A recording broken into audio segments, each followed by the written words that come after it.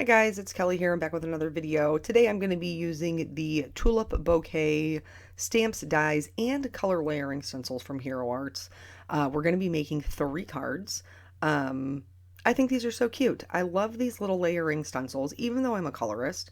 I just think that it's such a fun, easy way to get a lot of detail, especially if you need quick cards. And we all know that I need quick cards right now because my life is crazy. Um, so I'm going to be stamping a couple of different ways for the cards just because you know me, I like more bang for my buck. So I really like to show a couple of different ways that you can use things or a couple different design elements or things like that. So I'm going to be stamping these down. I'm going to do, what am I going to do? I'm going to do one that is just the stencils.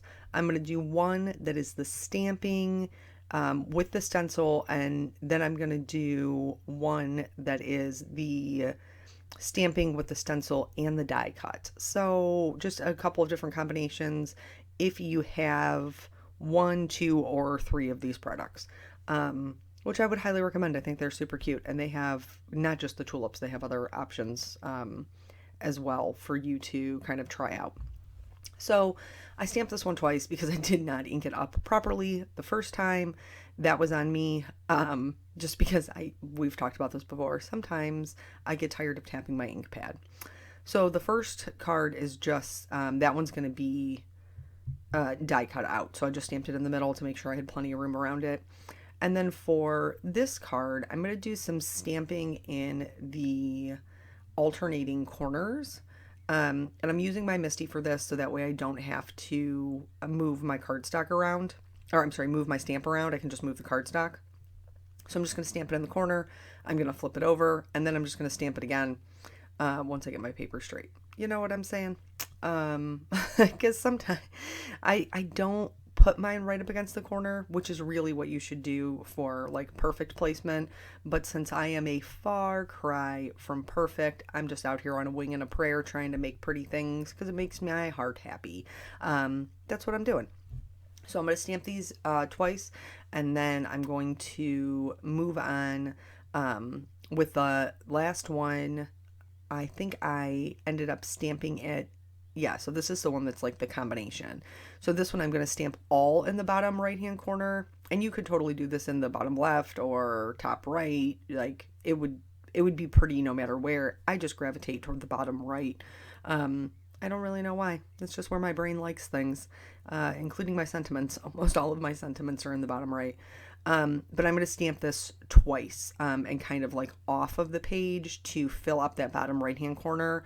And then in order to connect these, I will be putting the die cut one in between them to kind of make like this full tulip corner to complete the card design.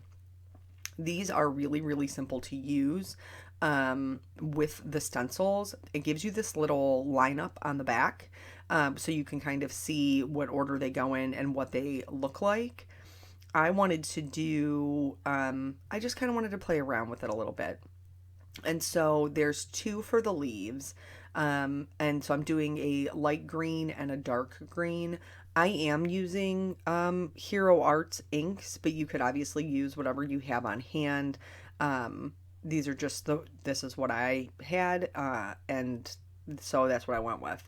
And then they're real simple to line up. You can see, like, it's the same shape. So you can see kind of where they go. And I didn't tape any of mine down. I just held them with my hand because there's so much area of the stencil that you're not ink blending on to hold on to. I didn't really feel like I needed to take the time to tape them down. But again, if you struggle with, holding them down, or if that's an issue, by all means, tape them down. And we're pretty much doing the same thing throughout the card. Here, you can see, this is my fault. This is my fault. So I'm looking to see where I need to line them up, and I did not, if you look on the left-hand side, that little tulip is not touching its stem. That's my fault. That's not the stencil's fault. And then later on, I just fixed that by connecting it with my Copic marker. Like I just picked a Copic marker that was the same color. So this is the base layer for the tulips, which is really pretty. Like you can clearly tell that they're tulips on their own, but then they have a detail layer, which I totally love, because you could do so many color combinations. Like you could do so many color combinations. Plus you can do a little bit of your own ink blending, which we're going to do in the second card, like some color blending, to come up with what you like. So I used a light pink, which I think was bubblegum, and then my dark pink, which is raspberry jam. Um, and then like that's it. That's just the stencil, and they're so pretty. And what did that take me? 2 minutes, maybe. Um, so for the other ones, I'm gonna do the green parts the same way, but then we're gonna kind of mix up the colors for the tulips because I like to do that. I like a lot of colors. Um, Plus, I wanted you to see like different ways that you could use them. Like I think that's important. So, yeah, as far as life goes, several of you had asked about when I had taken Molly to the vet and what her diagnosis was. So, if you missed that video, she had been limping on and off. So, I finally did take her to the vet, and what they have determined, we took her to our main vet, and he's a little hard. He's a little rough. He's not a great communicator, and even after he called me with the with the results of her X-rays, I had to call him back because I still had questions. I didn't understand what he was telling me. But the long and short of it is, it's her ACL on her back left leg, and so what he told me was, wait, back to the card. So here I'm using that same pink color, but I'm only going over just the base of the tulips. I'm leaving the edges white, and then I'm going to go in with a yellow and kind of ink blend that into the pink. So now they're multicolored. This is super pretty, even without the detail layer. Like, I was really happy with the way that they looked, and I would totally use this on a card just this way. Now, I did add the detail layer because I think that that is also really pretty, but you could definitely just do this like really simple blend two colors, that are close to each other on the color wheel, that are what, tertiary? Is that correct? If they're next to each other, the three that are next to each other. Not positive because it's been a while since I've looked at my color wheel terms. But yeah, if they're like next to each other on the color wheel, then you can blend them together and they shouldn't, you shouldn't have any issue. So like blues and purples, pinks and orange. You could even go as, far as a pink and a yellow, or a red and a pink, a red and a yellow, a red and an orange. You know what I'm saying?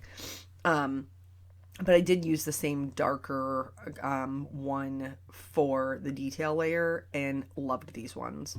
Totally pretty. Totally love them. So anyway, he told me that just from like manually manipulating it and then from the x-rays, even though they can't see the ligaments, they can look at like the wear on the bone. And that it does look like it's a complete tear of her back left ACL. Here with the card, I'm masking so that I could do just the stencil, no stamping in the background to kind of make this a little bit fuller, but I'll be doing the same process that you just saw me do. So he also said at the same time that her right one, while he does not believe it is a partial tear or a complete tear, there may possibly be a partial tear going on there. So pretty much both of her back left, oh my gosh, both of her back legs are lame, and she's having a very hard time bearing her weight. Now, Molly is what they told me was a Boxer Mastiff mix. She's about between 66 and 69 pounds. She's a big girl, but they also did blood work, and all of that came back good. There was nothing else, that was going on with her other than this injury. She did sprain this ACL when she was 2. So at first I thought maybe it was just like arthritis, but that does not seem to be what's happening. So I asked him about what our options were. He told me the only option was surgery. So I did reach out to some friends. I'm pretty lucky that I have a lot of friends who love dogs, and they know some people. So a friend of mine, who Eric actually still works with, reached out to a friend of hers who was a canine officer, and then she reached out to her vet, and they recommended this other place that's about 35 minutes away, that's a rehab. and they're a vet, but they also have a rehab clinic. And so I made her an appointment, and I took her there yesterday. Yesterday was very hectic, very, very hectic. So I worked the night before. I got off work at 7 o'clock, came home, got into bed, got up at quarter after 12, drove her out there. And because they're still observing the COVID restrictions, her appointment was an hour and a half. I had to wait in the car. And so I caught up with a friend while I did that and did some reading of my book while I waited. They were the nicest people. They were so nice. Like the rehab vet came out and talked to me probably for like an hour. So her appointment was at 1:30. We didn't leave there until 4. But basically they found the same thing, that they do believe it's a part or a full tear in her left and possibly a partial tear in her right. That there are some options for non-surgical, but their recommendation is also surgery. Here's the thing with the surgery. The surgery for one leg is $5,000. And she's 11. And I don't want her to be in pain, but I don't know what to do, because if she is a true Boxer Mastiff mix, which I don't believe that she is, but if she is, their life expectancy is between 10 and 12 years. So do I want to put her through this surgery, and the recovery and all of that, if we maybe only have a year left? However, the vet that I talked to yesterday at the rehab said, like, all of her blood work was really good. She did show that her spleen was a little bit enlarged, and she's like, you may want to have that looked at before you decide to do the surgery, just to make sure there isn't anything hidden back there. But apparently their spleen can enlarge as a response to stress, which obviously she's stressed, she's in pain. They also gave me a prescription for an anti-inflammatory and for pain medicine for her, just to help kind of make her more comfortable while we figure out what we're doing. But I don't know what we're doing. She did say that with her blood work being okay, that she couldn't see any reason why she wouldn't live another couple of years. And if you've followed my Molly story, she was abandoned on the streets of the city I worked in. She was brought into the service department at the police department, or the city that I work for, the police department. And I brought her home when she was 4 months old. Molly is the first dog that I had as an adult, like that she was my dog. Hold on, I have to talk about the card. So here I did yellow as the base, and then I'm going to go in and do the detail layer without cleaning off my stencil. This is totally going to contaminate my foam piece, by the way. But it does pick up a little bit of that other color without me having to re-ink, and adds just kind of another layer. So I could have just picked like another orange ink and done that. But I really liked the idea of adding back in the pink so that all the cards kind of matched. And so that's what I was trying to do here. But do be advised, it will contaminate your foam piece. But anyway, so Molly was the first dog that I had as an adult. Like, she was my first dog. When I got married the first time, I've had her since she was 4 months old. She's 11 now. Like, I'm her person. She's my dog. And so I'm not ready to be like, well, we've done all we can do. I'm not ready for that. But I don't want her to be in any pain. So I got to figure out what I'm going to do. I've been thinking about it for like the last 24 hours since I took her, and I don't know. I